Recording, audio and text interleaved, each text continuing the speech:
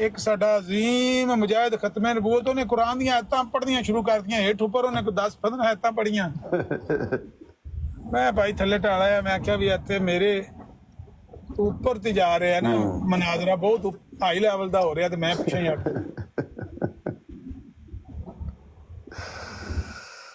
ਉਹ ਤਾਂ ਬੜੇ ਦੂਰ ਦੀਆਂ ਗੁੱਥਾਂ ਤੱਕ ਸਾਨੂੰ ਜਾਣ ਦੀ ਜ਼ਰੂਰਤ ਹੀ ਕੋਈ ਨਹੀਂ ਜੀ ਹਾਂ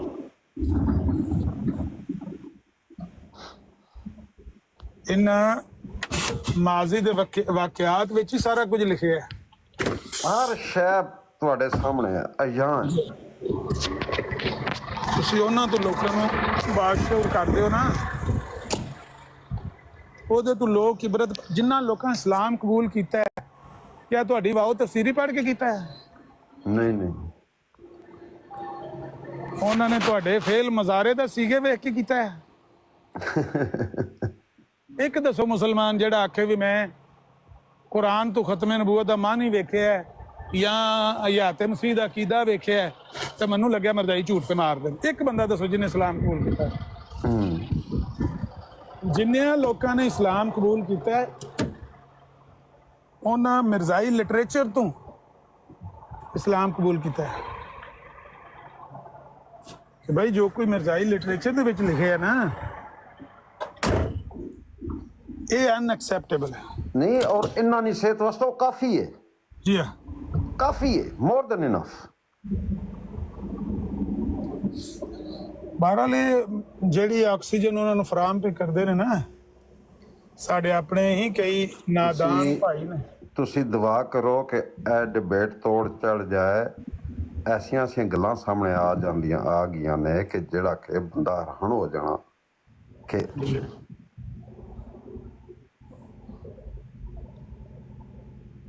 ਔਰ ਹਰ ਇੱਕ ਗੱਲ ਦਾ ਜਵਾਬ ਮੌਜੂਦ ਹੈ ਹਰ ਇੱਕ ਗੱਲ ਦਾ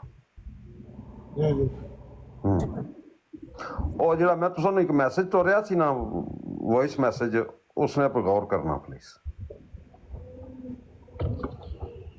ਅੱਛਾ ਪਤਾ ਨਹੀਂ ਇਹਨੂੰ ਯਾਦ ਨਹੀਂ ਰਿਹਾ ਨਹੀਂ ਆਖਰੀ ਮੈਸੇਜ ਮੇਰਾ ਉਹੀ ਹੈ ਤੁਸੀਂ ਸੁਣਿਆ ਇਸ ਵਾਸਤੇ ਮੈਂ ਫਿਰ ਮਜ਼ੀਦ ਕੋਈ ਗੱਲ ਨਹੀਂ ਸੁਣ ਕੇ ਤਾਂ ਮੈਂ ਜਵਾਬ ਨਹੀਂ ਦਿੱਤਾ ਨਹੀਂ ਤੁਸੀਂ ਉਹ ਫਿਰ ਇੱਕ ਵਾਰ ਸੁਣ ਲਵੇ ਅੱਛਾ ਮੈਂ ਦੇਖਾਂ ਮੈਂ ਤਾਂ ਨਹੀਂ ਗੱਲ ਕਰਨਾ ਚਾਹਣਾ ਵੀ ਕੀ ਹੈ ਕਿ ਨਹੀਂ ਠੀਕ ਹੈ ਨਹੀਂ ਤੇ ਰੀਸੈਂਡ ਕਰ ਦਿਓ ਨਹੀਂ ਉਹ ਬਸ ਆਖਰੀ ਮੈਸੇਜ ਉਹੀ ਹੈ ਸਿਰਫ ਦੁਬਾਰਾ ਸੁਣ ਲਓ ਤੁਸੀਂ ਕਿ ਟਾਈਮ ਲੱਗਾ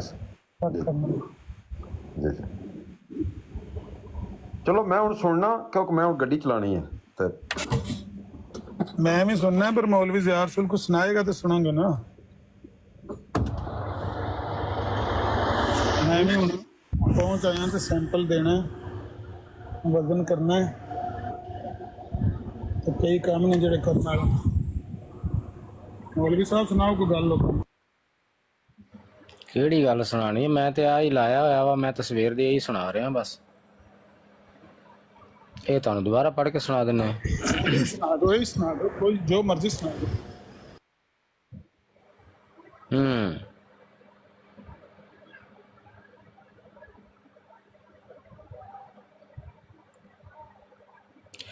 लिखा है जी दूसरा हिस्सा मिर्ज़ा की खुराक के मुताल्लिक़ है ये जनाब मौलाना शाह बुखारी रहमतुल्लाह अलैह ने कादियान में जाके एक तकरीर की उस तकरीर में से 7 इक़्तिबासात निकाल के उनकी बुनियाद पर उनके ख़िलाफ़ इनके खलीफे ने जो है वो मुकदमा करवाया कि ये जो 7 इक़्तिबासात हैं ये कानून की ज़द में आते हैं तो इन्होंने फ़लाँ कानून की वायलेशन की है लिहाजा इनके ख़िलाफ़ जो है वो मुकदमा दर्ज करके इनको सज़ा दी जाए। उसमें से एक जो है वो मैं अभी आपको बता रहा हूँ कि जज कह रहा है सेशन कोर्ट का जज वो अपने फ़ैसले में लिखता है कि दूसरा हिस्सा मिर्ज़ा की खुराक के मुतल्लक है। ये अमर काबिल दिलचस्पी है कि मिर्ज़ाए अव्वल ने अपने यानी मिर्ज़ा कादियानी ने अपने अकीदतमंदों में से एक के नाम ख़त लिखा था जिसमें खुराक की ऐसी तमाम तफसीलात मौजूद थीं। ये खतूत किताबी सूरत में शाया हो चुके हैं और इनका एक नुस्खा इस मुकदमा के कागजात में शामिल है। मालूम होता है कि मिर्ज़ा एक टॉनिक इस्तेमाल किया करता था जिसका नाम प्लूमर की टॉनिक वाइन था। اچھا، یہ جج کہہ رہا ہے کہ معلوم ہوتا ہے کہ مرزا ایک ٹونک استعمال کیا کرتا تھا، فعل ماضی جاری، یہ نہیں کہ معلوم ہوتا ہے کہ مرزا نے ایک ٹانک استعمال کی تھی، یعنی ایک بار نہیں، یہ اس کا معمول تھا، یہ میں یا کوئی مولوی نہیں کہہ رہا، یہ سیشن کورٹ کا جج کہہ رہا ہے۔ معلوم ہوتا ہے کہ مرزا ایک ٹانک استعمال کیا کرتا تھا جس کا نام پلومر کی ٹانک وائن تھا، اور ایک موقع پر اس نے اپنے ایک دوست کو لکھا کہ وہ لاہور سے خرید کر اسے بھیج دے، یعنی عادی مجرم تھا، ٹونک وائن استعمال کیا کرتا تھا، اور ایک موقع کا خصوصی طور پہ ذکر کیا جج صاحب نے کہ ایک موقع پر اس نے اپنے ایک دوست کو لکھا کہ لاہور سے ٹونک وائن خرید کر اسے بھیج دے۔ دوسرے ایک یا دو خطوط میں یاقوتی کا ذکر ہے، موجودہ مرزا نے خود اعتراف کیا ہے، یہ موجودہ مرزا کون ہے؟ Bashira in trouble, yeah 2 number خلیفہ زانی۔ موجودہ مرزا نے خود اعتراف کیا ہے کہ اس کے باپ نے پلومر کی ٹونک وائن ایک دفعہ استعمال کی تھی، اور وہ ایک ایسا انسان تھا جسے رنگین مزاج کہہ سکتے ہیں، چنانچہ میری رائے میں یہ حصہ بھی قابل اعتراض نہیں۔ جج کہہ رہا ہے جی اعتراض کیا گیا ہے کہ عطا اللہ شاہ بخاری رحمۃ اللہ علیہ جو ہیں انہوں نے میرے ابے مرزا قادیانی پر ٹونک وائن پینے کا الزام لگایا ہے۔ انہوں نے اپنی تقریر میں یہ کہا تھا کہ تم اپنے باپ دادا کی سنت کے مطابق ٹونک وائن پی کر آؤ، اور میں اپنے نانا کی سنت کے مطابق جو کی روٹی کھا کے آتا ہوں، آ جاؤ کرو مقابلہ۔ تو اس کی بنیاد پر اس نے مقدمہ کیا کہ اس نے میرے ابے پر ٹونک وائن کا الزام لگایا۔ پھر عدالت میں جا کے جب چھان بین ہوئی، حقائق سامنے آئے، مرزے کے وہ خط بھی سامنے آ گئے، عدالت کے سارے کرتوت جب کھل کھلا کے سامنے آئے، تو بشیر الدین محمود کو یہ اقرار کرنا پڑا کہ ہاں میرا ابا ٹونک وائن پیتا تھا، اور وہ ایک ایسا انسان تھا جس کو آپ رنگین مزاج کہہ سکتے ہیں۔ اب یہاں پہ مرزائیوں کا وہ ڈھکوسلا کہ مرزا بیماری کی وجہ سے دوا کے طور پہ استعمال کرتا تھا، وہ بھی زمین بوس ہو گیا، کیونکہ مرزے کا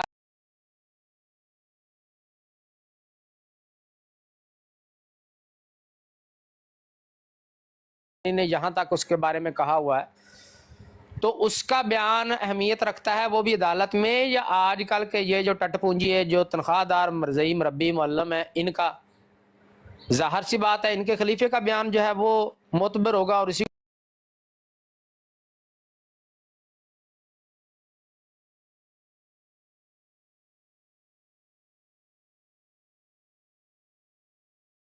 مزاجی بیان کی ہے، یعنی میرے ابا جو ٹونک وائن پیتا تھا، اس ٹونک وائن پینے کی وجہ اس کی رنگین مزاجی تھی، وہ ایک رنگین مزاج آدمی تھا۔ عام لفظوں میں ترجمہ کریں تو یہ بنتا ہے کہ ابا جی شرابی کبابی آدمی تھے، شرابہ چاڑ دے سی، پھر وہ خط میں لکھا ہوا بھی شرابہ شروبہ پی کے تے ابا جی انہیں کہندے سی میرا دل کرتا ہے قمیض اتار کے کپڑے سارے لا کے باہر نکل جاؤ، ننگا قادیان میں ناچوں۔ تو مرزا غلام قادیانی وہ کہتا ہے کہ میرا ابا ایک رنگین مزاج آدمی تھا، یہ بیان اس کا عدالت میں دیا گیا ہے۔ اب آج بھی ایک مرزئی آیا تھا، اس نے کہا، اور ایک اور ساتھی نے بھی کہا جی اس کے اگلے شمارے میں یعنی 17 جون کے شمارے میں اس کی تفصیل بیان کی گئی ہے جی کہ یہ غلط بیان ہے۔ اچھا کیسے غلط بیان ہے جی؟ یہ بیان کوئی کسی مولوی نے اخبار میں نہیں لکھا، اپنی کتاب میں نہیں لکھا، کسی تقریر میں نہیں کہا، کسی مخالف نے نہیں کہا، بلکہ یہ ایک غیر جانبدار جج جس نے سزا بھی عطا اللہ شاہ بخاری کو دی ہے، یہ نہیں کہ اس نے مرزا محمود کو سزا دی ہے اور آپ کہو کہ نہیں جج تو بک گیا تھا، وہ بھائی سزا بھی وہ دے رہا ہے مخالف پارٹی کو، یعنی اس کا رجحان مخالف پارٹی کی طرف سزا دینے کا ہے، تو اس نے عطا اللہ شاہ بخاری کو سزا دی ہے اس مقدمے میں، اس کے باوجود اس نے یہ بات لکھی ہے کہ اس مرزے نے خود اقرار جرم کیا ہے عدالت میں۔ اور دوسری بات یہ ہے کہ قطعاً یہ بات ممکن نہیں ہے، دنیا کے کسی قانون میں نہیں لکھا ہوا کہ اگر آپ باہر کسی جلسے میں کوئی بات بیان کریں تقریر میں، یا کوئی مخالف آپ کے بارے میں بات لکھے اپنی کتاب میں یا تقریر میں بیان کرے، کسی نجی محفل میں کرے، اور اس کو دنیا کی کوئی بھی عدالت عدالتی گواہی قرار دے دے، ایسا ممکن ہی نہیں ہے۔ دنیا کا کوئی قانون ایسا نہیں کہتا کہ آپ عدالت کے باہر کے کسی بیان کو کوئی بھی دنیا کا جج عدالتی بیان قرار دے کے اس کے جو ہے وہ اقرار جرم اس کو قرار دے۔ یہاں پہ وہ کہہ رہا ہے کہ مرزا نے خود اعتراف کیا، یعنی عدالت کے اندر کھڑے ہو کے اس نے کہا ہاں جی شراب پی تھی اور آپ اس کو رنگین مزاج آدمی کہہ سکتے ہیں۔ ایک اور بھائی نے کہا جی کہ یہ رنگین مزاج آدمی جو ہے نا، یہ الفاظ اس کے ہیں جج کے، اس کے بشیرے کے نہیں ہیں۔ یہ بات بھی غلط ہے۔ کیوں؟ مقدمہ جو ہے وہ اس بنا پہ کیا گیا کہ اس عطا اللہ شاہ بخاری علیہ الرحمہ نے میرے ابے پہ شراب پینے کا الزام لگا، اس بنا پہ تو مقدمہ ہے، لہٰذا اس کے اوپر جو بھی دفعہ لگتی ہے لگا کر اس کو سزا دی جائے۔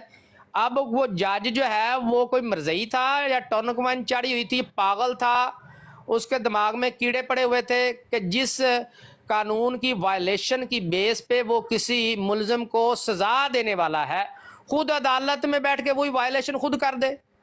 ایک بندے کو وہ سزا دینے والا ہے کہ اس نے شراب کا الزام لگایا ہے فلاں بندے کے ابے پہ، اس کی حد کی عزت کی ہے، اس پہ اس کو سزا بنتی ہے، اور وہ جج خود بیٹھ کے کہہ دے نہیں اس کا ابا تو رنگین مزاج آدمی تھا۔ پاگل سی ہو، پاگل کتے نے وڈیا سی اس جج نو کہ جس جرم کے لیے وہ سزا دینے کے لیے بیٹھا خود بھی بیٹھ کے وہی جرم کرنے لگ جائے۔ ایسا نہیں ہوتا، یہ الفاظ قطعاً اس جج کے نہیں ہیں۔ اگر وہ جج کہتا تو وہ تو خود قانون کی زد میں آ جاتا۔ عطا اللہ شاہ بخاری علیہ الرحمہ جو ہیں وہ تو اس وجہ سے بچ گئے کہ مرزے نے آ کے، مرزے بشیرے نے آ کے خود اعتراف کر لیا ہاں جی ابا نے پی تھی، رنگین مزاج آدمی تھے۔ تو جج نے کہا بھائی جب پتر خود اعتراف کر رہا ہے کہ اب میں نے پیتی سی، رنگین مزاج آدمی تھا، تو ایک باہر والے بندے نے اگر کہہ دیا یہ تو حقیقت پہ مبنی بات ہے، اس نے کوئی الزام تو نہیں لگایا پھر، لہٰذا اس پہ اس بات پہ کوئی اعتراض نہیں بنتا، اس کو کوئی سزا نہیں لاگو ہوتی ہے تعالی شاہ بخاری علیہ الرحمہ پہ، لہٰذا اس نقطے سے وہ بری ہیں، اس الزام سے وہ بری ہیں، جج نے ان کو بری کر دیا، اس ایک پارٹیکولر جو ایک پوائنٹ تھا اس میں سزا سے بری کر دیا۔ تو یہ جو بیان ہے کہ وہ اس کو رنگین مزاج آدمی کہہ سکتے ہیں، یہ مرزے بشیرے کا اپنا ذاتی بیان ہے، اور اگلے دن جا کے جو اس نے اخبار میں کہا ہو زیادتی ہوگی جی ساڈے تے مرزے صاحب دے خلاف بڑا جناب علی انہوں نے غلط گلاں لکھیاں نے تے بڑی توہین کیتی ہے انہوں نے مقدمے دے وچ، ہم جو ہے ہائی کورٹ میں جنگ، پھر گیا کیوں نہیں؟ کیونکہ اسی مقدمے کے اندر لکھا ہوا ہے کہ مرزا بشیر الدین محمود نے کچھ غلط بیانیاں کی ہیں، عدالت کو گمراہ کرنے کی کوشش کی ہے جھوٹ بول کے، تو سیشن جج نے لکھا ہے کہ بھئی اس سے توہین عدالت متصور ہوتی ہے۔ یہ جو کرتوت بشیر الدین محمود نے کیا ہے عدالت میں، عدالت کو گمراہ کرنے کے لیے جھوٹ بولے ہیں، اس پر تو توہین عدالت لاگو ہوتی ہے، وہ جج نے اس میں فیصلے میں لکھا ہوا ہے۔ اب عدالت نے اس کو توہین عدالت پر کا کوئی کیس نہیں کیا، وہ ایک الگ معاملہ ہے، لیکن اس کے کان بشیرے کے کھڑے ہو گئے تھے کہ بھائی پہلے میں دو گپے لگا کے تو جج نے لکھ دیا ہے کہ بھائی یہ توہین عدالت بنتی ہے، اگر اب میں جو بات میں عدالت میں بیان دے کے آیا ہوں قلم بند ہو چکی ہے عدالت کے سامنے، جج کے سامنے، کہ میں نے کہا ہے کہ ابا میرا رنگین مزاج تھا، آج میں عدالت میں جاتا ہوں ہائی کورٹ میں اور وہاں پہ کہتا ہوں نہیں میں نے یہ بات نہیں کی، عدالت نے اپنی طرف سے، جج نے اپنی طرف سے لکھ دی ہے، تو جب وہ بات پچھلے والی کورٹ سے ڈاکومنٹ پروف کے ساتھ آ جائے گی کہ اس نے یہ بیان قلم بند ہو چکا ہے، یہ اس نے عدالت میں دیا ہے، تو بات تو سیشن جج کی مانی جائے گی، کیونکہ وہاں پہ تو جو بیان ہوتا ہے اس کو ساتھ ساتھ لکھ کے قلم بند کر دیا جاتا ہے اور وہ ایک آفیشیل ڈاکومنٹ بن جاتا ہے، دنیا کی ہر عدالت میں قابل قبول ہوتا ہے۔ اس کو پتا تھا میں نے پھنس جانا ہے، پہلے توہین عدالت نہیں لگی تو یہ ہائی کورٹ میں لگ جانی ہے، تو میں نے ڈبل ذلیل ہونا ہے۔ ڈبل ذلیل کیسے ہونا ہے کہ ایک تو مجھ پہ توہین عدالت لگ کے مجھے بھی اندر کر دیں گے، اور دوسرا میں یہ جو ٹوپی ڈرامہ مریدوں کے سامنے کر کے آئے او ہو بڑی توہین ہو گئی جناب مسیح موعود دی تے بڑا غلط گلاں تے بڑا جناب علی سخت گلاں رکھ دیتیاں جج نے، تو ان ملنگوں کو بھی پتہ چل جائے گا کہ یہ کرتوت تو میں خود کر کے آیا ہوں، میں نے خود یہ باتیں بیان کی ہیں۔ تو میں یہ جو اوپر میں نے جناب علی گلابی ترکاؤ کیا ہے کہ یہ عدالت نے اپنی طرف سے لکھ دی، یہ بھی بانڈا پھوٹ جانا ہے اور لوگوں نے کہنا ہے چنگا پتر ہے، پیو نو ذلیل کروا کے آ گیا، سانو آ کہندا نہیں وہ توہین ہو گئی، یہ تو خود کرتوت کر کے آیا ہے، اس وجہ سے یہ ہائی کورٹ میں نہیں گیا، اور یہ दुनिया के हर कानून में ये बात लिखी हुई है कि जब किसी एक अदालत का फैसला आ जाता है किसी जज का, वो फैसला उस वक्त तक दुनिया की हर अदालत में काबिल कबूल होता है, एक ऑफिशियल अथेंटिक डॉक्यूमेंट होता है वो, जो हर जगह पे माना जाता है, जब तक उससे हायर अदालत जो है, उसके ऊपर वाली जो अदालत जो है, वो उसके उस फैसले को काल अदम करार ना दे या उसको तब्दील ना करे, तब तक वो फैसला हमेशा हमेशा के लिए जारी रहता है, काबिल कबूल होता है और हर दुनिया की हर अदालत में एक्सेप्ट किया जाता है। वही ऑफिशियल बात होती है, वही अथेंटिक बात होती है। उसके खिलाफ लाख बाहर जाके कोई लंतरानियां करता रहे, कोई हर्जा सराइयां करता रहे, कोई जनाबे वाली झूठ बकवास बोलता रहे, मैंने तो ये बात ही नहीं की, मुझ पे गलत इल्जाम है, हमने तो ये बयान ही नहीं दिया, कोई औकात नहीं है। जूते की नोक पे दुनिया का हर बंदा उसको मारेगा कि भाई अदालत का फैसला है और तुम कैसे कर रहे हो, अगर है गलत तो जाओ हाई कोर्ट में जाओ, क्यों नहीं जाते? नहीं वो जाएगा तो वो खुद झूठा मुतसव्वर होगा, अदालत का बयान ही सच्चा समझा जाता है। तो ये एक अदालती बयान है, सेशन कोर्ट का फैसला है, सेशन जज का लिखा हुआ फैसला है, ये अथेंटिक कन्फर्म बात है कि बशीरे ने इतराफ़ किया है कि अब्बा जी शराब पीते थे, रंगीन मिजाज आदमी था, उसको कह सकते हैं रंगीन मिजाज आदमी। ये कन्फर्म लोहे ते लकीर गल है, कन्फर्म, दुनिया की किसी अदालत में ले जाएं ये एक्सेप्टेड है। इनके जनाब खलीफे का बयान, ये अखबार का अगला सफ़ा तो पिछला सफ़ा अगले छितर मार के तुम्हारे मुंह पे मार देंगे, ले जाओ कहीं जहाँ से लेके आए हो। जी, ये बड़ी अच्छी टोटल तकरीर बात। की डॉक्टर साहब आपने। मैं पूछना चाहूँगा कि अगर कोई भैंस दूध ना दे तो उसके कान में बोले देवबंदी और वहाबी हरामी हैं, तो वो दूध देने लग जाती है? इंज कर इनू किन्ने लिया उत्ते अमर सियाल साहब? नहीं जवाब दियो ना कि मज के कान अंदर कहो कि वहाबी और देवबंदी हरामदे ने तो दूध देने लग जाती है, बल्कि इसमें यार होया भी है। ਤੁਹਾਡੀ ਮੱਝ ਦਿਓਬੰਦੀ ਸੀ ਜਾਂ ਭਾਬੀ ਸੀ? यही तो मेरा सवाल है ना कि भैंस के ਹਾਂ ਨਹੀਂ दूध का ਤੁਹਾਡੀ एक ਮੱਝ अजीब ਨਾਲੇ वाकया। ਵਾਕਿਆ ਹੋਇਆ, ਤੁਹਾਡੀ ਮੱਝ इस ਨਾਲ बंदे ਵਾਕਿਆ ने ਹੋਇਆ। हजरत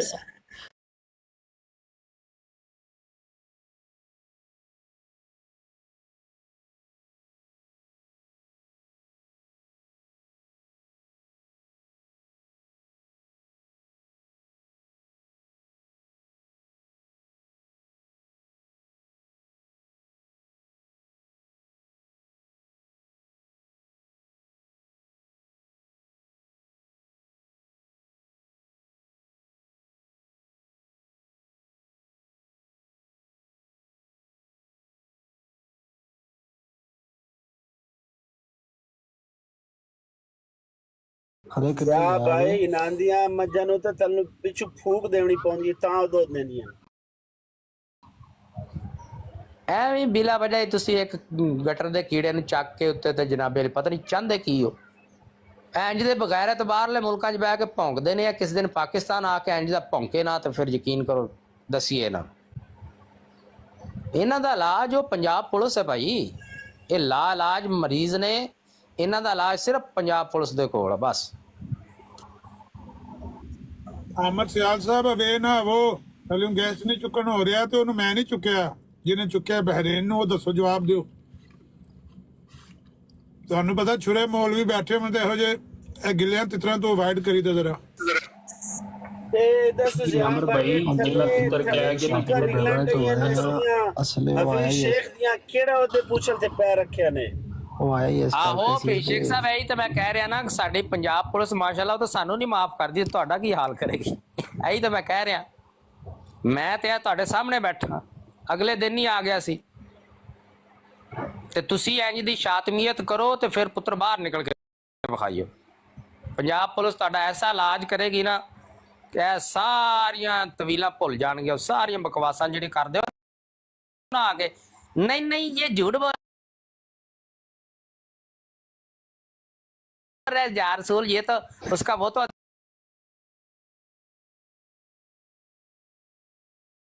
अदालत में गया,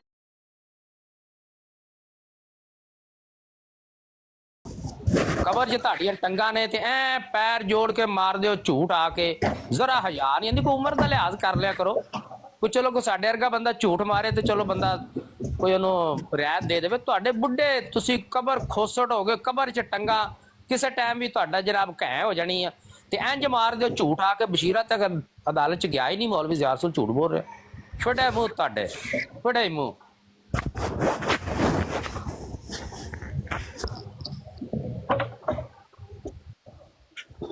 ਲੱਗਦਾ ਜ਼ਿਆ ਭਾਈ ਪੈਰ ਕੋਈ ਜ਼ਿਆਦਾ ਹੀ ਸਖਤ ਜੁੱਤੀ ਵਾਲਾ ਟਾਇਰ ਦੀ ਜੁੱਤੀ ਨਾਲ ਦਿੱਤਾ ਨੇ, ਜਿਹੜੀ ਉਹਦੀ ਕੌਕਾਂ ਪਈਆਂ ਨਿਕਲ ਗਈਆਂ ਨਾ।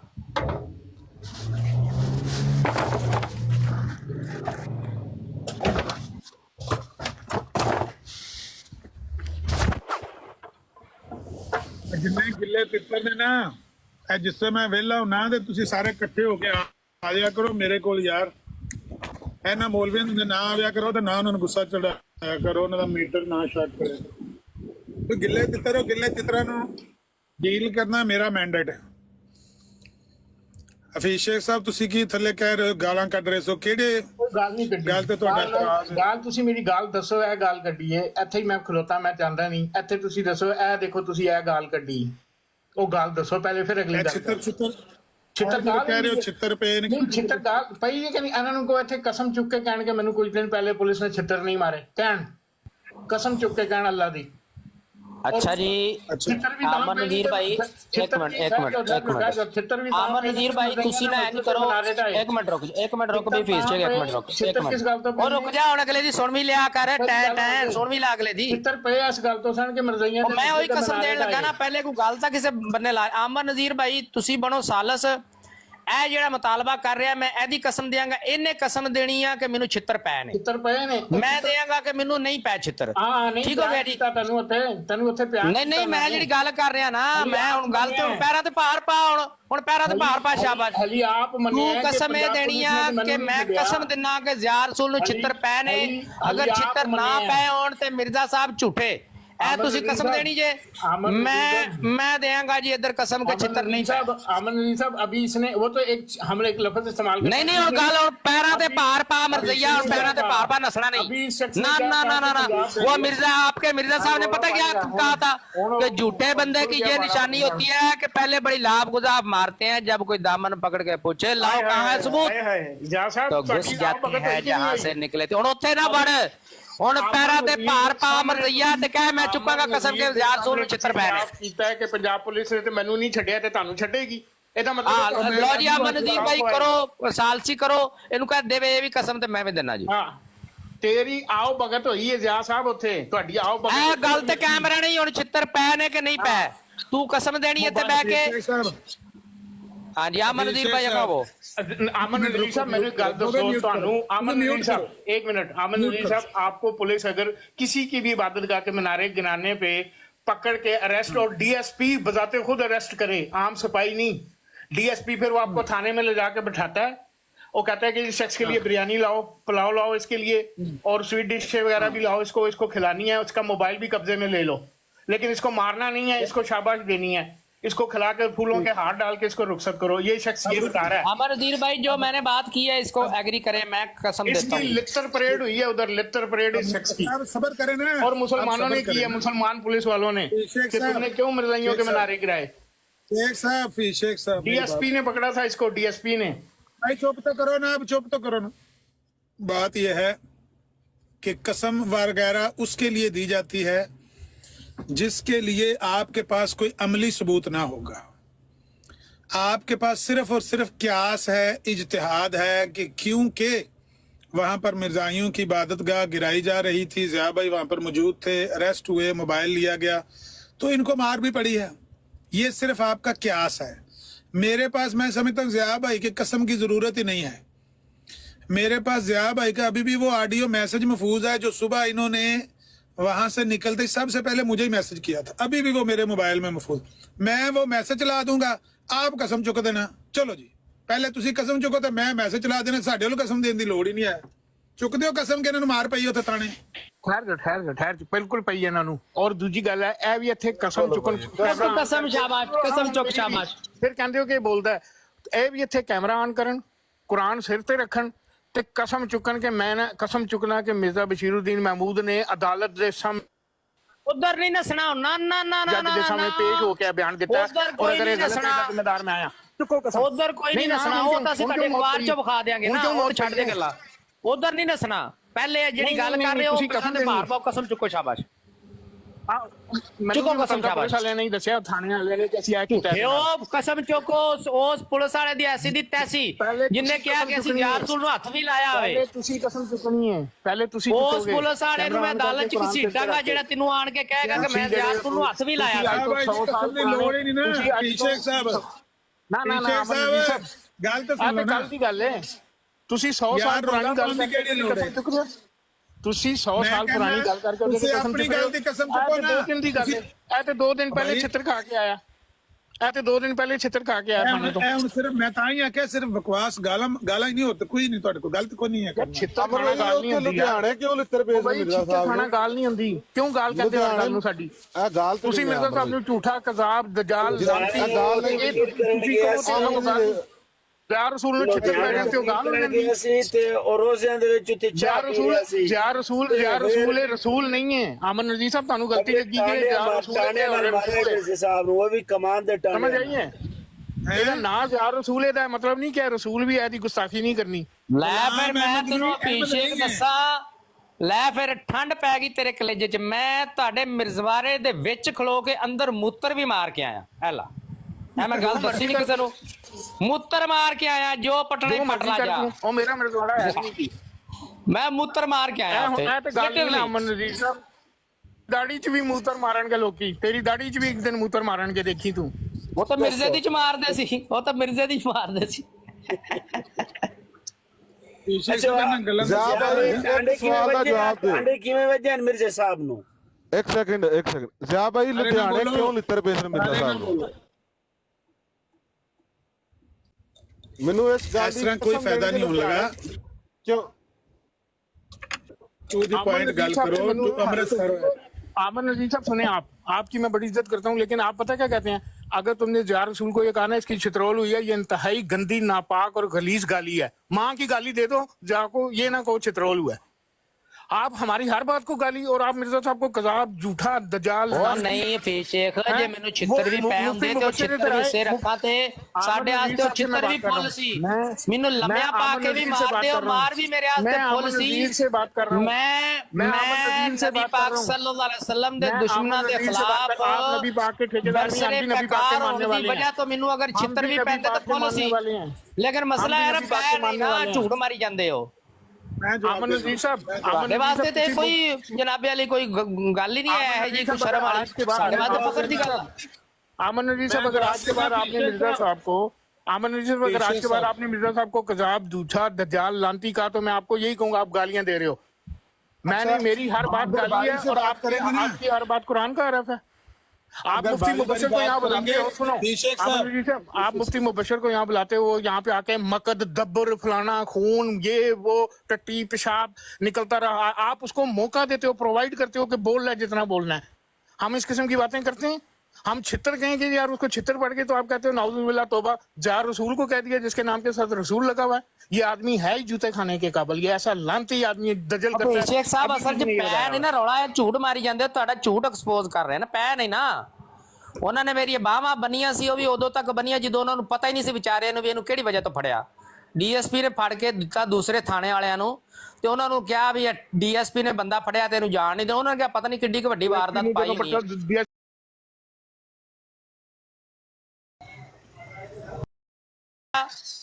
ਐਡਾ ਉਹਨਾਂ ਨੇ ਵੀਆਈਪੀ ਮੈਨੂੰ ਸੈਰੀ ਕਰਵਾਈ ਆ, ਤੇਰੀ ਸੋਚ ਚੁਣੀ। ਉਦੋਂ ਉਹਨਾਂ ਨੇ ਮੈਨੂੰ ਪੁੱਛਿਆ ਵੀ ਕੀ ਕੀਤਾ ਜੀ, ਮੈਂ ਕਿਹਾ ਵੀਡੀਓ ਬਣਾਈ ਆ। ਡੀਐਸਪੀ ਉਦੋਂ ਉਹਨਾਂ ਨੇ ਮੇਰੀ ਬਾਹਾਂ ਵੀ ਖੋਲ ਦਿੱਤੀਆਂ। ਟਾਇਆ, ਉਹਨੇ ਖਲੋ ਕੇ ਤੁਹਾਨੂੰ ਸਲੂਟ ਮਾਰਿਆ। ਹਾਂ ਉਹਨੇ ਉਦੋਂ ਬਾਹਾਂ ਵੀ ਖੋਲ ਦਿੱਤੀਆਂ ਤੇ ਸਵੇਰ ਸੈਰੀ ਵੀ ਬੜੀ ਵੀਆਈਪੀ ਉਹਨਾਂ ਨੇ ਕਰਾਈ। ਬਸ ਇਹ ਕੁਝ ਕੀਤਾ ਨੇ। ਛਤਰੋਲ ਕਰੋ ਇਸ ਦੀ। ਸ਼ੇਖ ਸਾਹਿਬ ਇਸ ਗੁਫ਼ਤਗੂ ਦਾ ਕੋਈ ਫਾਇਦਾ ਨਹੀਂ ਹੈ। ਇਸ ਲੜਾਈ ਦਾ ਮਤਲਬ ਇਹਨੂੰ ਕਹਿੰਦੇ ਨੇ ਸਿਰ ਫਟੋਲ। ਤੁਸੀਂ ਉਹਨਾਂ ਨੂੰ ਮਤਲਬ ਗਾਲਾਂ ਕੱਢੀ ਜਾਓਗੇ, ਉਹ ਤੁਹਾਨੂੰ गाली कौन सी दी है? आप मुझे गाली बताएंगे कि तूने गाली दी है, मैं आपसे यहाँ पे माफी मांगूंगा कि हाँ ये वाकई गाली है। ਇਹ ਜਿਹੜਾ ਝੂਠ ਬੋਲੇ ਉਹਦੀ ਮਾਫੀ ਕੌਣ ਮੰਗੇਗਾ ਕਿ ਇਹਨੂੰ ਛਿੱਤਰ ਪੈ ਰਹੇ? ਝੂਠ क्यों बोले? छितर गाली नहीं है तो अगर कोई बंदा आपके मिर्जा साहब के बारे में कह दे कि मिर्जा साहब को छितर पड़े हैं उधर अमृतसर में, तो आपको पसंद है बात? आप लोग क्या नहीं कहते हो? मैंने तो बता दिया आप मिर्जा साहब को क्या कुछ नहीं कहते हो। हम चुप करके सुनते हैं। नहीं, हम तो वही कहते हैं जो किताब में लिखा हुआ है। अपने पास से अगर कहते हैं तो फिर वो गाली। मेरा इस किस्म का, मुझे बड़ा अफसोस है कि मेरा इस किस्म का लहजा नहीं था गुफ्तगू का, लेकिन आप लोगों की सुन के आप लोगों ने प्रवोक किया है कि नहीं ये ऐसा ही होगा अगर आप ये आपको एक चपेड़ मारेंगे इनके मुंह के ऊपर 2 चपेड़े मारो, ये 2 मारेंगे इनके ऊपर 4 मारो। आप लोगों ने प्रवोक किया है, वरना मैं 1 साल से ज्यादा हूँ टिकटॉक के पर मैं ये जुबान नहीं इस्तेमाल करता है। मुझे शेख साहब ਤੁਹਾਨੂੰ ਕਿੰਨੇ ਆਖਿਆ ਝੂਠ ਬਾਲੋ ਕਿ ਬਸ਼ੀਰੁद्दीन महमूद अदालत गया ही नहीं। मैं इस चीज का इतराफ करता हूँ कि मुझे ये रवैया इस्तेमाल करते हुए तकलीफ होती है, अल्लाह गवाह है, मैं नहीं चाहता हूँ। लेकिन आप लोगों ने ना इधर पास हम चुप करके बैठे होते हैं, और आपने ये बड़ी बात बार नोट किया है। आप मिर्जा साहब के बारे में बुरे लफ्ज सब कह रहे तो मैं बैठा हूँ, लेकिन खामोश होकर सुनता रहता हूँ, ना कोई कमेंट लिखता हूँ ना कुछ कहता हूँ। 1 साल से ज्यादा अरसा हो गया, अब बहुत हो गई है, एनफ इज एनफ। आपने इतना फिर आप लोग ਫੀਸ ਸ਼ੇਖ ਸਾਹਿਬ ਤੁਹਾਨੂੰ ਕਿੰਨੇ ਕਿਹਾ ਸੀ ਝੂਠ ਬੋਲੋ ਕਿ ਬਸ਼ੀਰੁद्दीन महमूद ਅਦਾਲਤ ਚ ਗਿਆ ਹੀ ਨਹੀਂ? ਕਿੰਨੇ ਕਿਹਾ ਸੀ ਤੁਹਾਨੂੰ? ਚੁੱਕੋ ਨਾ ਕਸਮ, ਨਹੀਂ ਗਿਆ ਨਾ, ਤੁਸੀਂ ਚੁੱਕੋ ਕਸਮ। ਇੱਕ ਮਿੰਟ ਜੀ, ਆ ਮੇਰੀ ਸਕਰੀਨ ਵੱਡੀ ਕਰੋ, ਇੱਕ ਮਿੰਟ ਸਕਰੀਨ ਵੱਡੀ ਕਰੋ ਮੇਰੀ, ਇਹ ਦੂਜੀ ਸਕਰੀਨ ਕਰੋ ਜੀ, ਮੇਰੀ ਜਿਹੜੀ ਵੱਡੀ ਹੁੰਦੀ ਹੈ ਨਾ ਇੱਕੋ ਸਾਈਡ ਵਾਲੀ, ਉਹ ਕਰੋ ਜਰਾ। ਤੁਸੀਂ ਇਹ ਸਫਾ ਪੂਰਾ ਮਿੰਟ ਮਾਰੋ, ਇੱਥੇ ਰਹਿਣਾ ਜੀ ਫੀਸ ਸ਼ੇਖ ਸਾਹਿਬ, ਜਾਣਾ ਨਹੀਂ ਜੀ। ਤੁਸੀਂ ਇਹ ਸਫਾ ਪੂਰਾ ਲਾਓ ਜਿਹੜਾ ਤੁਸੀਂ ਇੱਥੇ ਲਾਇਆ। ਮੈਂ ਤੁਹਾਨੂੰ ਹੁਣ ਇਹ ਸਫੇ ਬੜੇ ਸਫੇ ਟੈਨਸ਼ਨ ਨਹੀਂ ਲੈਣੀ, ਸਫੇ ਬੜੇ ਇੰਨੇ ਕੁ ਸਫੇ ਨੇ ਤੁਹਾਡੀਆਂ ਅੱਖਾਂ ਬਾਹਰ ਆ ਜਾਣਗੀਆਂ। ਇੱਕ ਮਿੰਟ ਤੁਸੀਂ ਆ ਮੇਰੇ ਵੱਡੀ ਕਰੋ, ਮੈਂ ਹੁਣੇ ਤੁਹਾਡਾ ਮੈਂ ਤੀਆ ਪਾਂਚਾ ਮੈਂ ਤੁਹਾਡਾ ਹੁਣੇ ਕਰਦਾ, ਇੱਕ ਮਿੰਟ ਸਬਰ ਤਾਂ ਕਰ ਲਓ ਜਰਾ। ਇਹ ਸਫਾ ਲਾਓ ਜਿਹਨੂੰ ਸਵੇਰ ਦਾ ਮੈਂ ਕੋਈ ਦੂਜਾ ਸਫਾ ਨਹੀਂ ਦੇਖਣਾ, ਇਹੋ ਹੀ ਸਫਾ ਬਸ਼ੀਰਾ ਲਾਓ ਅਦਾਲਤ। ਇਹ ਸਫਾ ਪੂਰਾ ਲਾਓ, ਮੈਂ ਤੁਹਾਨੂੰ ਵਾਰ-ਵਾਰ ਕਹਿ ਰਿਹਾ, ਮੈਂ ਦੂਜਾ ਕਿਸੇ ਸਫੇ ਨੂੰ ਨਹੀਂ ਦੇਖਦਾ। ਬਸ਼ੀਰਾ ਜ਼ਾਨੀ ਇਹ ਆ ਗਈ ਜੀ, ਇਹਦਾ ਇਹ ਵੱਡੀ ਕਰਤੀ ਜੀ ਮੇਰੀ। ਦੂਜੀ ਕਰੋ ਜੀ, ਉਹ ਸਿੰਗਲ ਵਾਲੀ ਜਿਹੜੀ ਆ, ਉਹ ਇੱਕ ਸਾਈਡ ਵਾਲਾ ਜਿਹੜਾ ਹੁੰਦਾ ਨਾ, ਉਹ ਕਰੋ ਵੱਡਾ ਪੈਨਲ। ਆਮਰ ਸਿਆਲ ਸਾਹਿਬ ਮੌਜੂਦ ਹੋ?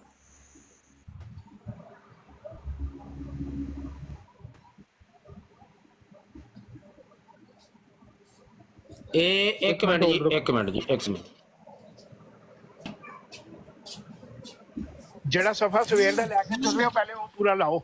ਇੱਕ ਮਿੰਟ ਜੀ, ਇੱਕ ਮਿੰਟ ਤੁਹਾਡਾ ਮੈਂ ਇੱਕ ਮਿੰਟ ਨਹੀਂ, ਮੈਂ ਇੱਕ ਮਿੰਟ ਜੀ, ਇਹੀ ਬੜੀ ਹੈ ਕੀ ਬੜਾ ਜੀ, ਇਹ ਕੀ ਚਪੇੜ। ਇੱਕ ਮਿੰਟ ਰੁਕ ਜਾ ਵੀ, ਪੀਛੇ ਸੇ ਚੀਕਾਂ ਨਹੀਂ ਮਾਰਨੀਆਂ ਨਾ, ਮੇਰਾ ਪੁੱਤਰ ਚੀਕਣਾ ਨਹੀਂ, ਚੀਕਾਂ ਨਹੀਂ ਮਾਰਨੀਆਂ। ਤੂੰ ਮੇਰਾ ਪੁੱਤਰ ਹੈ, ਮੈਂ ਤੇਰੇ ਤੋਂ ਚੀਕਾਂ ਨਹੀਂ ਮਾਰਨੀਆਂ, ਵੱਡਾ ਕਰੀ ਯਾਰ, ਸਕਰੀਨ ਵੱਡੀ ਕਰੀ ਮਾਰੀ। ਚੀਕਾਂ ਨਹੀਂ ਮਾਰਨੀਆਂ, ਚੀਕਾਂ ਨਹੀਂ ਨਾ ਨਾ ਚੀਕਣਾ, ਚੀਕਣਾ ਨਹੀਂ ਰਸੂਲ ਬਾਤ ਸੁਣ ਲਓ, ਚੀਕਣਾ ਨਹੀਂ। ਅਮਰ ਸ਼ਾਹ ਸਾਹਿਬ ਕਿੱਧਰ ਗਏ? ਸੌਤ ਨਹੀਂ ਗਏ। ਮੈਂ ਤੇਰਾ ਬਾਪ ਹੂੰ, ਮੈਂ ਤੇਰੇ ਸੇ ਉਮਰ में बड़ा ਸਾਹਿਬ ਮੈਂ ਤੁਹਾਨੂੰ ਕਹੀ ਜਾਣਾ, ਯਾਰ ਨੂੰ ਹੱਥ ਮਾਰੋ, ਕਬਰ 'ਚ ਤੁਹਾਡੀਆਂ ਟੰਗਾਂ ਨੇ ਤੇ ਝੂਠ ਪੈ ਮਾਰ ਦਿਓ। ਮੈਂ ਤੈਨੂੰ ਕਬਰ 'ਚ ਟੰਗਾ ਵੀ ਹੋਣਾ, ਮੈਂ ਤੈਨੂੰ ਘਸੀਟ ਕੇ ਕਬਰ 'ਚ ਨਾਲ ਲੈ ਕੇ ਜਾਵਾਂਗਾ। ਐ ਵੇਖ ਤਾਂ ਸਹੀ ਕੌਣ ਕਿਹਨੂੰ ਘਸੀਟਦਾ ਹੈ, ਵੇਖ ਇੱਥੇ ਘੋੜੀ, ਇੱਥੇ ਮੈਦਾਨ, ਐ ਚੈੱਕ ਕਰ। ਐ ਮੈਂ ਤਾਂ ਪੜਦਾ ਨਹੀਂ, ਮੈਂ ਤਾਂ ਪੜਦਾ ਹਜ਼ਰਤ ਅਮੀरुल मुनाफिकीन खलीफातुल मसीह अस्सानी का। ओ सुनो, चीका ना मार मिर्ज़ैया, सुनो चीका ना मार, चुप कर, माइक बंद करके सुन। बेग में तेरा लाज की कर, चुप कर, माइक बंद कर, शाबाश, माइक बंद, चुप चुप काका, चुप तू बह नहीं सकता, चुप शाबाश, चीका नहीं मारनियां, तू ते छितरोल दी वजह तो बह नहीं सकदा अली सीधी तरह। चीका नहीं मारनियां ना, ਆਪਣੇ ਆਪ ਨੂੰ ਸ਼ੇਅਰ ਕਰੋ, ਆਪਣੇ ਆਪ ਨੂੰ ਸ਼ੇਅਰ ਕਰੋ, ਆਪਣੀ ਆਈਡੀ ਨੂੰ चीका नहीं मारनियां जी, अपनी आईडी को श्रिंक पीछे सब ये देखो जी क्या लिखा, हजरत अमीरुल मुनाफिकीन खलीफातुल मसीह सानी का स्पेशल मजिस्ट्रेट। रसूल अमीनी दज्जाल यार की मसला जे ਤੁਹਾਨੂੰ ਉੱਥੇ ਰਹਿਣ ਦਿਓ ਜਿੱਥੇ ਹੈ ਸੀ, ਕੀ ਕਿਹੜਾ ਕਰੀ ਜਾਂਦਾ? ਕੌਣ ਛੇੜਨ ਲੱਗੇ ਐ? ਆਮਰ ਸਿਆਲ ਸਾਹਿਬ, ਇਹਨਾਂ ਦੀ ਵੱਡੀ ਕਰੋ, ਆਪਣੀ ਸ਼ਰਿੰਕ ਕਰੋ, ਆਪਣੀ ਡੀਪੀ ਸ਼ਰਿੰਕ ਕਰੋ। ਲਓ ਜੀ यार, होना छेड़िए बस, कोई हाथ ना लावे। ਹੁਣ ए चेक करो जी, हजरत अमीरुल मुनाफिकीन खलीफातुल मसीह सानी का स्पेशल मजिस्ट्रेट गुरदासपुर की अदालत में 27 मार्च का बयान, 27 मार्च का बयान। हेलो जी, लानत पाओ अपने आप पे फीस शेख साहब, अपने आप ते लानत पाओ, शाबाश, अपने आप ते पाओ लानत। कह मैं बहुत बड़ा कज़ाब ते दजाल हां जिन्ने आके झूठ बोलिया कि जी खलीफा साडा ते अदालत च गया ही नहीं। रसूल अमीनी ते लानत, अपने आप ते लानत पाओ, चलाने वाले ते लानत, ए लानत पाओ शेख साहब, अपने आप ते बिस्मिल्लाह करो, सट्टो 5-7 टका के सट्टो लानता।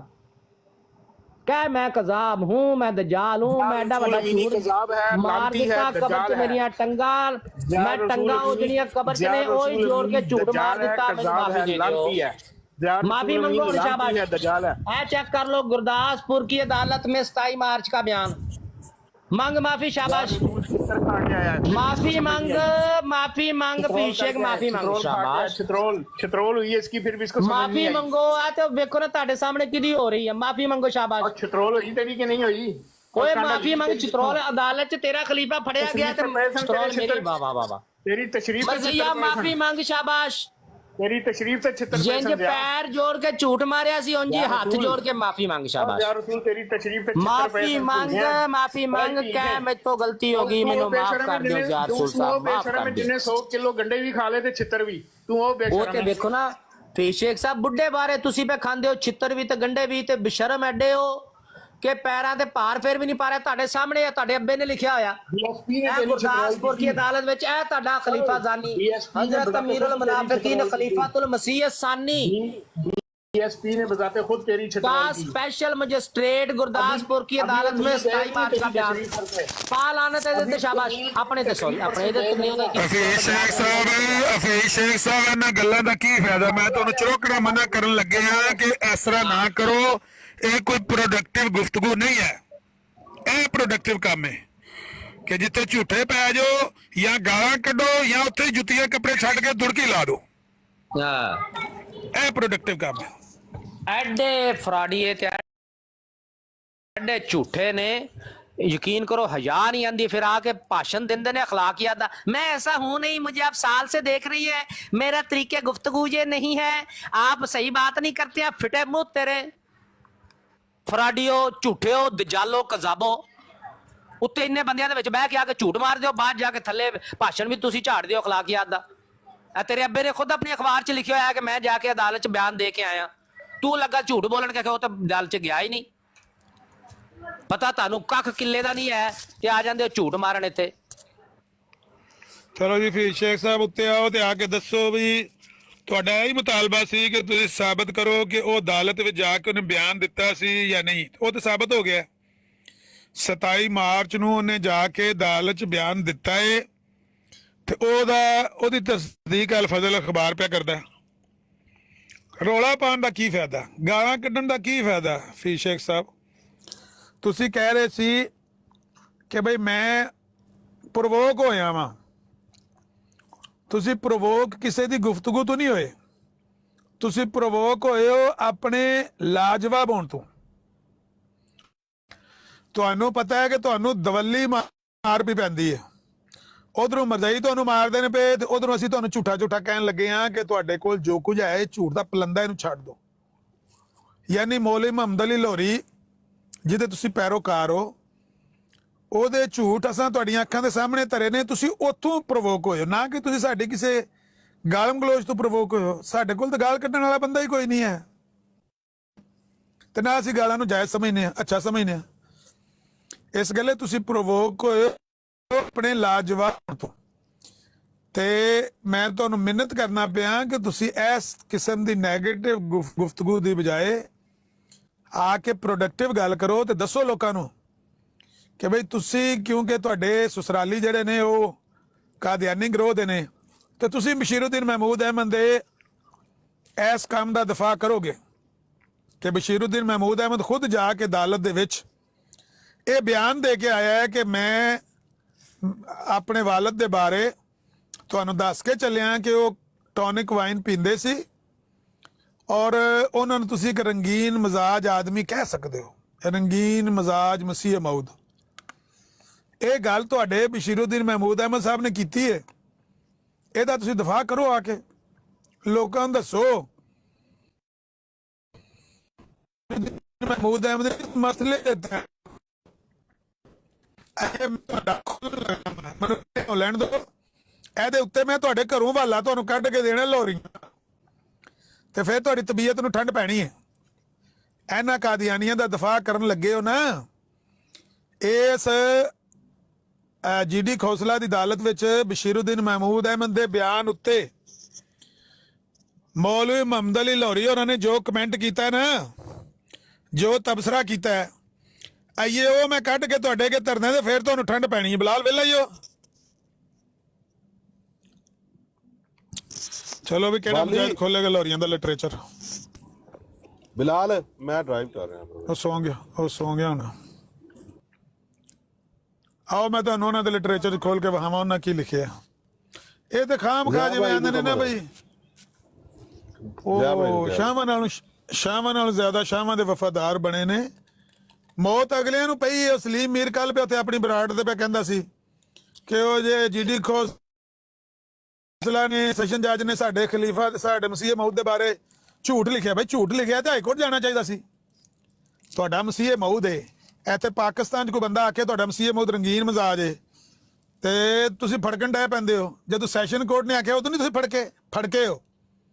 17 ਜੂਨ 1935 ਦੇ ਅਲ ਫਜ਼ਲ ਅਖਬਾਰ 'ਚ ਤੁਹਾਡੇ ਸਖਰ ਹੈਦਰਾਬਾਦ ਦੀਆਂ ਜਮਾਤਾਂ, ਦੂਜੀ ਜਮਾਤ, ਤੀਜੀ ਜਮਾਤ, ਲੈਲਪੁਰ ਜਮਾਤ, ਉਹਨਾਂ ਦੇ ਬਿਆਨ ਛਪੇ ਨੇ ਕਿ ਉਹ ਪੀਆਂ ਕਹਿੰਦੀਆਂ ਨੇ ਜਮਾਤਾਂ ਕਿ ਸਾਡੇ ਦਿਲ ਭੁੱਜ ਕੇ ਕਬਾਬ ਹੋ ਗਏ ਨੇ ਮਸੀਹ ਮਊਦ ਦੀ ਧੂਇਨ ਵੇਖ ਕੇ।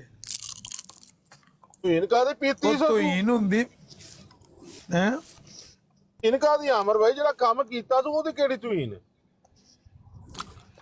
ਤੇ ਜੇ ਧੂਇਨ ਹੁੰਦੀ ਵੇਖ ਕੇ ਤੇ ਉਹਨਾਂ ਦੇ ਦਿਲ ਭੁੱਜ ਕੇ ਕਬਾਬ ਹੋ ਗਏ ਸਨ ਤੇ ਫਿਰ ਆਖਣਾ ਸੀ ਨਾ ਖਲੀਫਾ ਨੂੰ ਜਾ ਕੇ ਹਾਈਕੋਰਟ ਇਹਨੂੰ ਸੈਸ਼ਨ ਜੱਜ ਨੂੰ ਘਸੀਟ ਉੱਥੇ।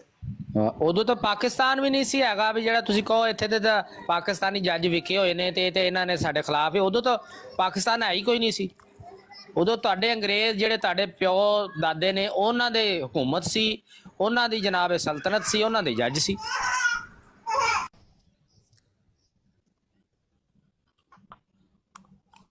ਜਿਹੜਾ ਇੱਥੇ ਮੁਜਾਹਿਦ ਵੇਲਾ ਹੈ ਕੰਪਿਊਟਰ ਜਿਹਦੇ ਉਹ AI ਹੈ ਅਫਕਾਰ ਮੁਹੰਮਦ ਅਲੀ ਖੋਲੇ ਤੇ 1900 ਅਫਕਾਰ ਖੋਲੇ ਤੇ ਮੈਂ ਇਹਨੂੰ ਸ਼ੇਖ ਹਫੀਜ਼ ਸ਼ੇਖ ਨੂੰ ਇਹਦੇ ਘਰੋਂ ਠੰਡ ਪਵਾਵਾਂ। ਇਹਨੂੰ ਉੱਥੋਂ ਉਨੀ ਦੇਰ ਤੱਕ ਠੰਡ ਨਹੀਂ ਪੈਣੀ ਜਿੰਨੀ ਦੇਰ ਤੱਕ ਮੌਲੀ ਮੁਹੰਮਦ ਅਲੀ ਦਾ ਸਿਰ 'ਚ ਨਾ ਵੱਜਾ ਉਨੀ ਦੇਰ 'ਚ ਇਹਨੇ ਚੁੱਪ ਨਹੀਂ ਕਰਨਾ। ਭਾਈ ਤੈਨੂੰ ਕੀ ਇਹ ਪਰੇਸ਼ਾਨ ਹੋਇਆ ਫਿਰਦਾ ਨਾ। ਇਹ ਅਸਲ 'ਚ ਇਹਨੇ ਟਰਾਈ ਮਾਰੀ ਇਹਨੇ ਕਿ ਲਓ ਜੀ ਮੁਹੰਮਦ ਅਲੀ ਹੋ ਗਿਆ ਝੂਠਾ ਤੇ ਹੁਣ ਜ਼ਰਾ ਇੱਧਰ ਛੋੜੀ ਟਰਾਈ ਮਾਰਾ, ਇੱਧਰ ਸਾਈਡ ਮਾਰ ਕੇ ਵੇਖਾਂ ਸ਼ਾਇਦ ਇੱਧਰੋਂ ਬਚ ਨਿਕਲਾਂ। ਉਧਰ ਵੀ ਝੂਠ ਮਾਰ ਗਿਆ ਕਿ ਬਸ਼ੀਰਾ ਤੇ ਦਲ ਤੇ ਗਿਆ, ਉਧਰੋਂ ਫਸ ਗਿਆ। ਹੁਣ ਇਹ ਵਿਚਾਰਾ ਜਿਹੜਾ ਨਾ ਇੱਧਰ ਦਾ ਨਾ ਉੱਧਰ ਦਾ। ਅਮਰ ਭਾਈ ਕਿਹੜਾ ਵਾਲਾ ਦੱਸਿਆ ਮੈਨੂੰ ਦੱਸੋ, ਮੈਂ ਸਰਚ ਕਰਨ ਦੀ ਕੋਸ਼ਿਸ਼ ਕਰਾਂਗਾ ਜੇ ਮਿਲ ਜੇ। ਗੂਗਲ ਦੇ ਉੱਤੇ ਤੁਸੀਂ ਲਿਖੋਗੇ ਨਾ AAIIL.com चली गई हूँ लाइव ਫਰਮੂਦਾ ਕੌਸਰ ਭੈਣ ਜੀ ਤੁਸੀਂ ਕੋਈ ਗੱਲ ਕਰਨੀ ਹੈ? ਹੈਲੋ AAI.com AAIL.org मलेशिया वाले तुसी की गल करनी? मलेशिया स्टडी अब्रॉड हब नज़ीर भाई वो भाई आए हुए थे तो मैं इसलिए आया था ऊपर कि वो जब भी हम अहमदियों की ब्रॉड पे जाते हैं ना तो वो एक चीज़ बोलते हैं कि भाई तुम लोगों का ईमान है, तुम लोगों का अकीदा है, तुम लोग साबित करो। वो डेरिंग भाई को बोल रहे थे, मैंने बोला उनसे बोलो कि भाई तुम लोगों का तुम बोल रहे हो एक चीज़ इल्ज़ाम लगा रहे हो तो तुम खाओ कसम, तुम बाकी चीज़ों पे क्यों जा रहे हो?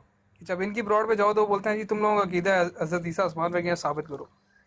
कि हम तो बोलेंगे नहीं, तुम लोग ही कुरान और हदीस से साबित करो। तो वो चीज़ मैं बोल रहा था कि इनको बोलो कि भाई और बाकी चीज़ों को छोड़ो, तुम साबित करो आके एक बंदे पे इल्ज़ाम लगा रहे हो तो इसलिए ऊपर आया था। बाकी मैं आपकी कब से ब्रॉड सुन रहा हूँ, अच्छी है तो इसलिए आराम से सुन रहा हूँ। जज़ाकल्लाह, यही बात वो भी कर रहे थे। ठीक है, अच्छा जी, बात ये है कि ये हमारे पास अब येलो कार्ड वाले भी आने शुरू हो गए हैं मरीज जो है ना। बिलाल भाई आप सो गए हैं तो मैं आपको नीचे उतार दूं? उतार नहीं सोया नहीं, सुन रहा हूँ लेकिन उतार दे नीचे, कोई मसला नहीं। नहीं आपको वाज़न दे रहा था मैं कि आप वो लॉरियों की वेबसाइट खोलें ना। अच्छा वो यूरोप वाले भी भाई ट्राई कर रहे हैं, आप भी ट्राई करें। उसमें ना अफकार मोहम्मद अली खोले ना, उसके खुतबात जो है ना 1935 वाले, उससे ऑनवर्ड आगे देखें जरा। अमन जी देखो की वेबसाइट कभी ऑन नहीं की, मुझे बता दे कि कौन सी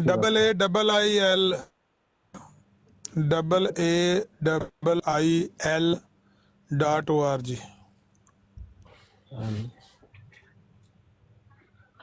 .org।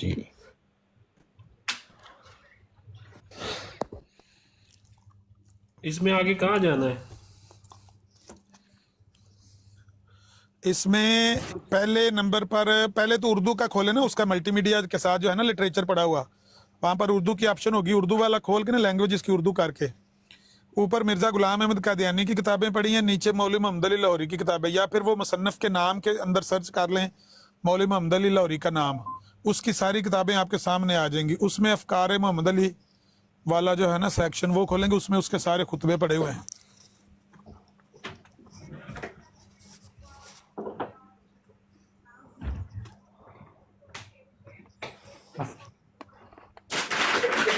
कार मोहम्मद अली अव्वल दोम सोम, पता नहीं, इस तरह बड़ी लिस्ट लंबी है, 20 तक है। हाँ हाँ 20 है। इसमें से कौन कौन सा 20 खोलना वाली है? खोलें, 20 वाली खोलें, 20 वाली खोलें। कार मोहम्मद अली ये है जी दिसंबर 1951 ता दिसंबर 1952। ठीक हो गया है। 16 वाली खोलें, इसको बंद कर दें। 16 ये है जी अपू 31 मलिक मार्च। तेन पता छुरे मौलवी बैठे होने ते क्वेश्चन ये डक के रखी देने, वैसे सारे डके क्वेश्चन छुरा खाने मौलवी कोलों बह जा थल्ले थोड़ा सबर करके। 31 मार्च 1939 था 26 दिसंबर 1941।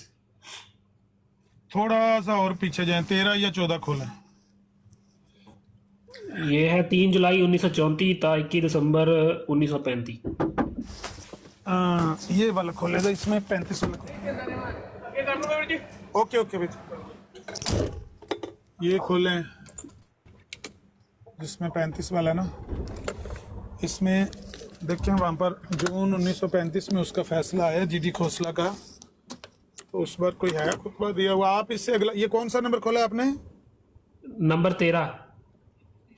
बिलाल भाई आप 14 खोलें। बिलाल भाई सुन रहे हैं? मैं वेबसाइट पे मौजूद हूँ। अब ये सब इंग्लिश है, यहाँ पे कहाँ पे जाऊँ? बुक्स लिटरेचर पहले में? उसको उर्दू करें ना, पहले दाएं साइड पे ना वो लिटरेचर मल्टीमीडिया जहाँ पे है ना लिखा हुआ, वहाँ पर इसकी लैंग्वेज उर्दू की ऑप्शन करें ना। लैंग्वेज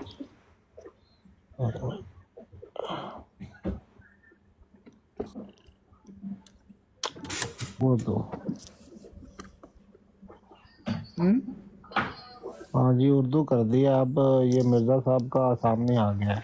हाँ तो इसके जिधर है इसके नीचे मोहम्मद अली की किताबें पड़ी हुई हैं, या उसको कर लें आप।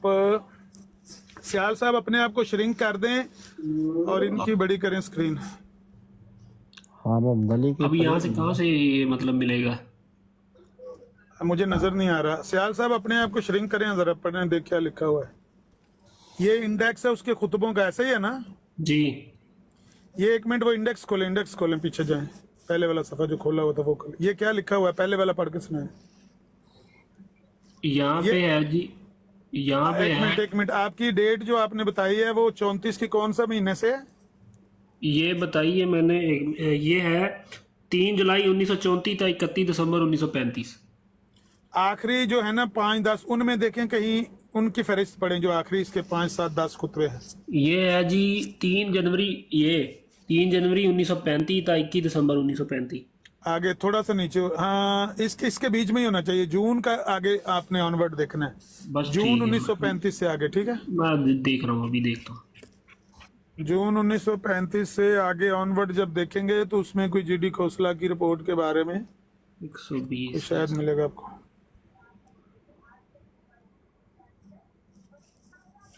बिलाल भाई मिले अफकार मोहम्मद अली? ये मौलाना ये जो इनका इस्लाम और दीगर मज़ाहब, Islam the religion of humanity, the living thought of prophet और द प्रेयर, यहाँ पे यही है। वो तो मुझे अफकार मोहम्मद अली उसमें एक फोल्डर बना हुआ है अफकार मोहम्मद अली, उसमें उसके खुतबे पड़े हुए हैं। या तो मोहम्मद अली को ऊपर वो जो मुसन्निफीन की है ना लिस्ट, उसमें से पहले खोलें ना। ऊपर जो लिस्ट नहीं बनी जहाँ पर मिर्जा कादियानी का नाम लिखा, वहाँ पर मुसन्निफीन की जो लिस्ट है उसमें दूसरे नंबर पर ही शायद मौलवी मोहम्मद अली पड़ा हुआ है। उसकी सारी किताबें खुल जाएंगी, उसमें आपको अफकार मोहम्मद अली मिल जाएगा। अच्छा अच्छा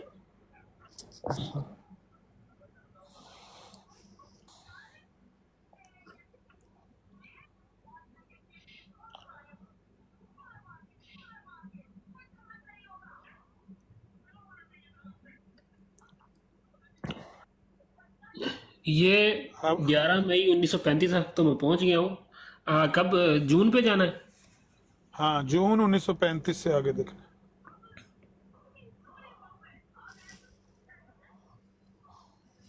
आबद साहब कोई खैरियत है ना?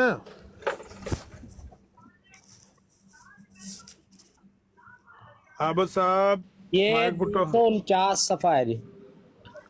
ये है 19 जून 1935। ये देखें यहाँ से। हाँ, नहीं, यहाँ इससे से पढ़ना शुरू कर। 249 सफ़ा 249 पेज पे जाए। 249।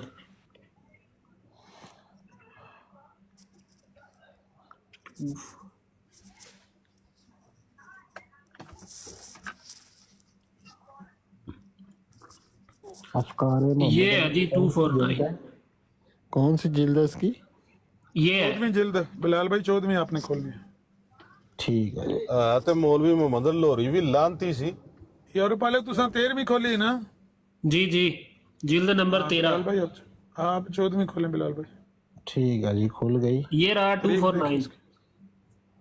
इसमें किस मौजू पर वो दिया हुआ खुतबा? ये है नकल बयान मौलवी मोहम्मद अली मशमूली मसले अदालत फौजदारी इजलास दीवान सिखानंद साहब मजिस्ट्रेट दर्जा अव्वल गुरदासपुर।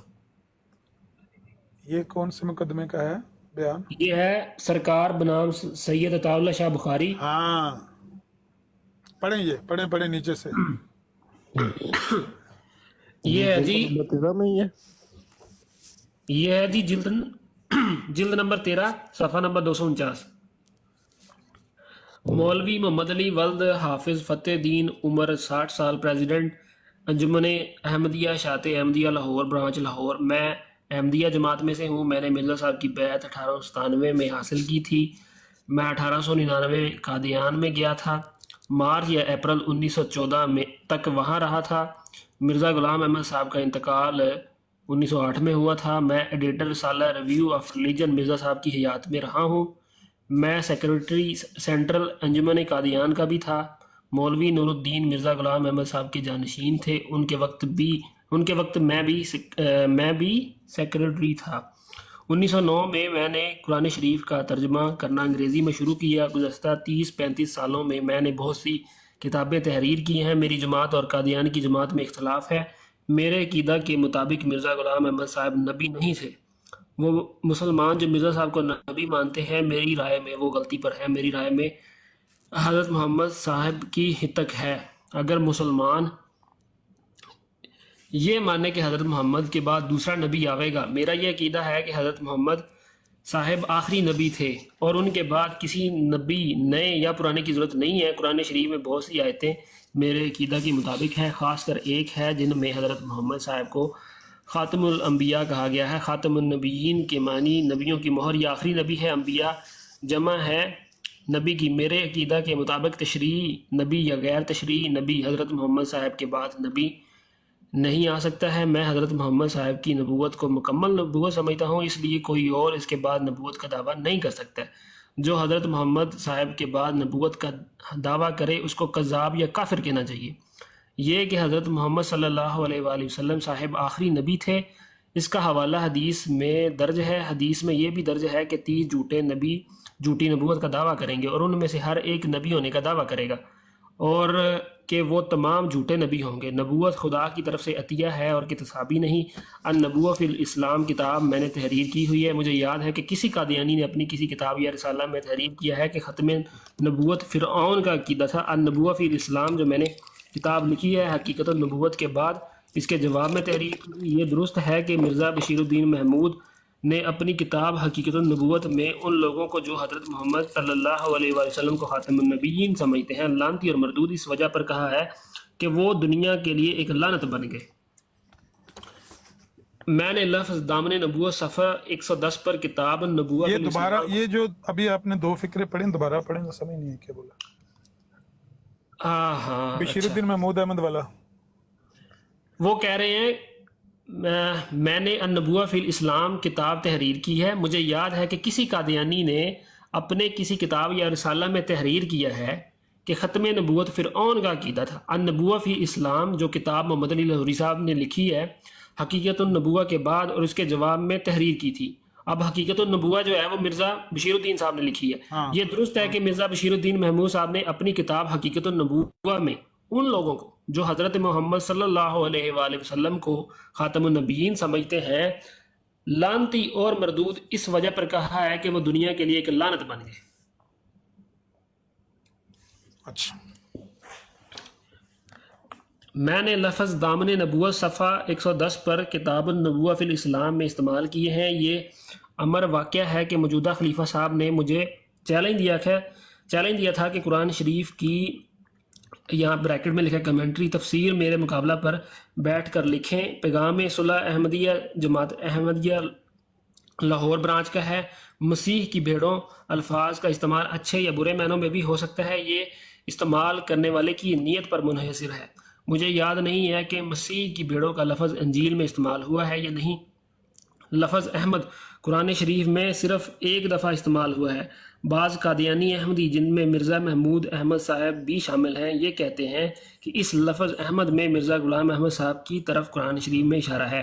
مسلمانوں کا خیال ہے اور اب ان کا یہ یقین ہے کہ یہ لفظ حضرت محمد صلی اللہ علیہ وآلہ وسلم کی طرف اشارہ ہے. اسلامی اصطلاح میں لفظ قبلہ کے معنی ہے سمت. جس طرف کے مسلمان بوقت نماز منہ کر کے نماز پڑھتا ہے. کعبہ متبرک گھر کا نام ہے جو مکہ میں واقع ہے. عرض تھوڑا حرم اسکپ کر لیں جو زیادہ یا قائد کی بات ہے اس کو چھوڑ دیں. وہ خام خواہ اپنا جھاڑ رہا ہے. اس نے اس کے کیس کے بارے میں کوئی بات کہی ہے؟ تھک جائیں گے نا سر آپ. دیکھتا ہوں کہاں پہ لکھا ہے. یہ تو اس کے عقائد ہم جانتے ہی ہیں. اس طرح آپ پڑھیں گے زیادہ اونچی بات سے تھک جائیں گے. سیدھا آپ دیکھیں کہ اس نے اس مقدمے کے بارے میں کیا بات کہی ہے. یہ دیکھیں یہاں پہ. اب یہاں پہ جو ہے نا اس صفحے سے میں نے پڑھنا چھوڑ دیا ہے. اس کے بعد یہ پیج ہے اس میں کوئی بات نہیں ہے اس کے متعلق عطا اللہ شاہ بخاری صاحب کے متعلق. اس میں بھی یہ یہاں پہ آگے ختم ہو رہا ہے. پھر ٹھیک آگے چل جائیں. لیکن ہم نے تو یہ دیکھنا ہے کہ سید عطا اللہ شاہ بخاری کے بارے میں اس نے کیا بات کی. یہاں پہ پھر یہ کوئٹہ کا قیامت خیز زلزلہ ہے اور یہاں پہ ڈیٹ ہے 4 جون 1935. اس پورے خاتمے میں مجھے تو کوئی ایسی نہیں آگے ہونا چاہیے. 4 جون ایک منٹ 4 جون تو نہیں 15 جون کے بعد ہونا چاہیے نا. آگے ہونا چاہیے. اچھا چلے میں دیکھتا ہوں. دیکھتے جائیں آگے. بلال بھائی آپ نے کیا بولا؟ میں نے کہا اس پورے خط میں مجھے تو کوئی ایسی بات نہیں نظر آئی اس واقعے کے حوالے سے. بہرحال آپ نے کون سا خط کھولا ہوا؟ یہی سیم تو کھولنا ہی نہیں. آپ کو تو کہا کہ آپ 14ویں جلد کھولیں. اچھا نہیں یار چلو ٹھیک ہے میں وہ کھولتا ہوں. وہاں دیکھیں گے کیا اس نے کوئی لکھا ہوا ہے اس کے بارے میں. ایک ہیں ڈاکٹر ڈو اور ایک ہیں یہ ڈاکٹر ڈو ناٹ. بولیں جی کیا فرمانا چاہتے ہیں آپ؟ السلام علیکم.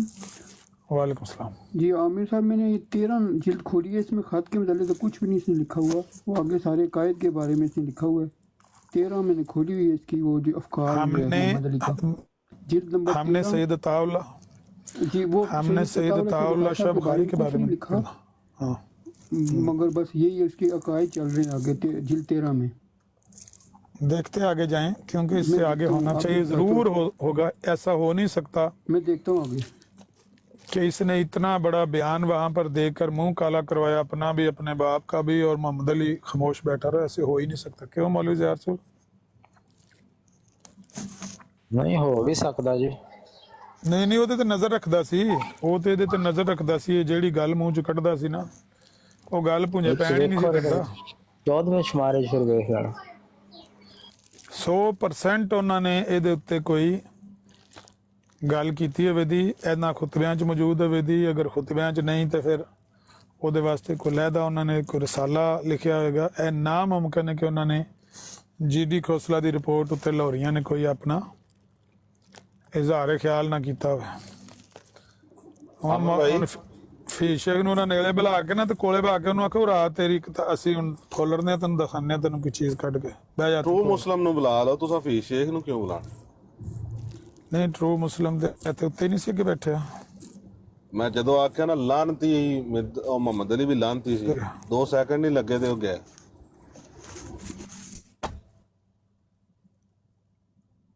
ਨਹੀਂ ਨਹੀਂ ਬੜੀ ਵੱਡੀ ਉਹ ਉਹਨੇ ਫਿਲਮ ਕੱਲ ਹੈ, ਆਖਿਆ ਬਹੁਤ ਨੀ ਮੈਂ ਵੱਡੀ ਮਿਰਜ਼ਾ ਫਿਲਮ, ਕਾਦੀਆਨੀ ਨੂੰ ਝੂਠਾ ਨਬੀ ਮੰਨਣਾ ਹੈ। ਬੜੀ ਵੱਡੀ ਫਿਲਮ ਹੈ, ਕਦੀ ਵੀ ਨਹੀਂ ਆਖੇਗਾ ਝੂਠਾ ਨਬੀ ਮੰਨਣਾ ਮੈਂ ਕੱਲ ਉਹਦੇ ਕੋਲ ਉਹ ਰਾਤੀ ਆ ਕੇ ਗਿਆ ਯਾਰ